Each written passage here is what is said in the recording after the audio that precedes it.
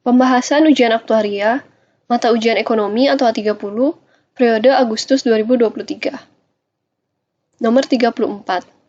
Teori pertumbuhan ekonomi yang melihat dari sudut pandang segi penawaran dan dapat dinyatakan dalam persamaan delta Y sama dengan fungsi dalam delta K, delta L, dan delta T, di mana delta Y adalah tingkat pertumbuhan ekonomi, delta K adalah tingkat pertumbuhan modal, delta Y adalah tingkat pertumbuhan penduduk, dan delta T adalah tingkat perkembangan teknologi.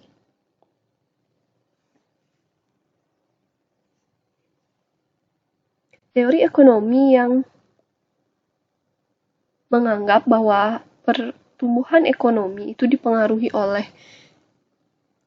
pertumbuhan modal, penduduk, dan teknologi adalah teori pertumbuhan neoklasik. Jawabannya A. Kita akan bahas sedikit teori-teori yang lain. Teori Schumpeter merupakan teori ekonomi di mana inovasi dan proses kreatif dalam bisnis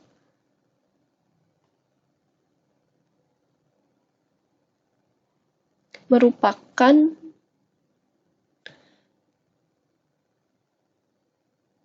penggerak pertumbuhan ekonomi. Jadi inovasi dan proses kreatif itu seperti menciptakan produk baru atau pengembangan teknologi baru adalah faktor utama yang memicu pertumbuhan ekonomi.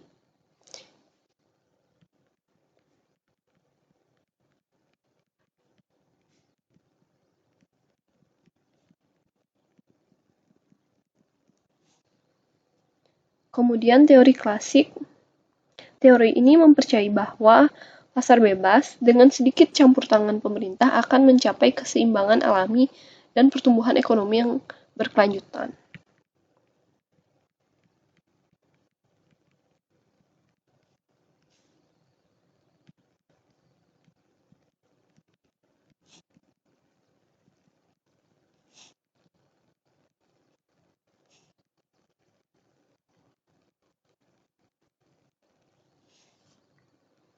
Kemudian teori Adam Smith menekankan pada konsep tangan yang tak terlihat dalam pasar. Ini menggambarkan bagaimana individu bertindak atas dasar egoisme diri sendiri dapat memberikan manfaat bagi masyarakat secara keseluruhan melalui pasar bebas.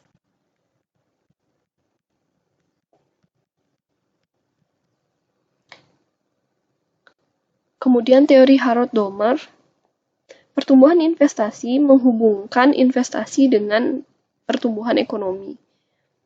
Ini berarti peningkatan investasi akan menimbulkan pertumbuhan ekonomi yang proporsional dengan asumsi bahwa kapasitas produksi yang tidak terpakai itu ada.